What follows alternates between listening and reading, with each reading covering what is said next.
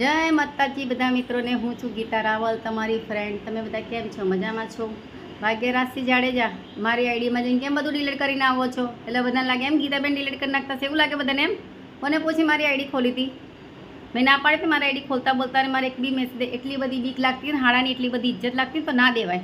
બરાબર, મારી વસ્તુ પૈસા માગું છું તારી પાસે, કોઈ ભીખ નથી માંગતી, અને મારા માગેલા માગું છું, પ્રૂફ સાથે માગું છું તારી પાસે. અને તું લોકોને કહે છે ખોટું બોલે છે. શું ખોટું બોલી? કોઈ તો કે ખોટું બોલી. આમ મેં ને જગ છાપા સુધી છપાઈ દઈશ. ધ્યાન રાખી, છાપા સુધી મને છપાવતા આવડે છે. એટલે ઇજ્જતથી કહું છું, મારા પૈસા દઈ દે તું તારા રસ્તે, હું મારા રસ્તે. તારે લગ્ન કર, વાત કર, નકર ભાડમાં જા. મારે કેટલા દેવા લેવા તેવા. અને જ્યાં લગી મારો રૂપિયો નહીં આવે ને ત્યાં લગી તારું કોઈ શક્કરવાર બી નહીં સુધરવા દઉં. જો તમાશો એવો કરીશ ને તો તારી જિંદગીમાં યાદ રાખશે કોઈ બામણી જોડે પાલા પડે દઉં.